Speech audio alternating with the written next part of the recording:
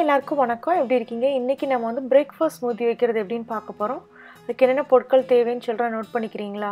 இங்கே நான் ஒரு கப்புக்கு பெர்ரிஸ் எடுத்து வச்சுருக்கேன். இங்கே 3 விதமான பெர்ரிஸ் நான் இங்கே சேர்க்குறேன். இது பிளாக்பெர்ரி, ராஸ்பெர்ரி, அதுக்கப்புறம் ப்ளூபெர்ரிஸ் நான் இங்கே எடுத்து வச்சுருக்கேன்.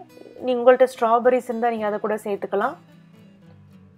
இல்லை ஃப்ரோசன் பெர்ரிஸ் நான் வாங்கி வச்சுருக்கேன். ஸோ அதனால் நான் அதை எடுத்திருக்கேன் ஒரு கப்புக்கு. அப்புறம் பேபி கேரட்ஸ் வந்து நான் ஒரு 15 கிட்ட எடுத்துக்கிறேங்க. இல்லைன்னா ஒரு கப்பு கூட உங்களுக்கு எவ்வளோ தேவையோ, அதாவது ஸ்மூதி சேர்க்கும் போது அந்த பொருட்கள் வந்து நம்ம விருப்பத்துக்கு ஏற்ற மாதிரி போட்டுக்கலாம். இவ்வளோ தான் போடணும் அப்படின்னு கிடையாது. அப்புறம் நான் இங்கே வந்து க்ரீக் யோகர்ட் யூஸ் பண்ணுறேன். க்ரீக் யோகர்ட் எதுக்கு யூஸ் பண்ணுறோன்னா, இது நல்லா திக்காக இருக்கும்.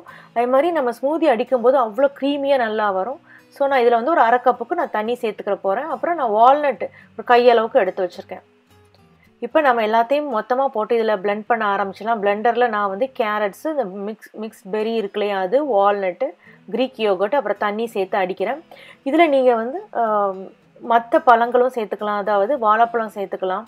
அப்புறம் அவக்காடோ இருந்துச்சுன்னா அவக்காடோ கூட சேர்த்துக்கலாம். ரொம்ப நல்லாயிருக்கும். அவக்காடோ சேர்த்துட்டோன்னா அவ்வளோ க்ரீமியாக இருக்கும். நீங்கள் வந்து சாதாரண தயிர் கூட சேர்க்கலாம். சேர்த்துட்டு அவக்காடோ சேர்த்திங்கன்னா இந்தளவு உங்களுக்கு க்ரீமியாக வந்துடும்.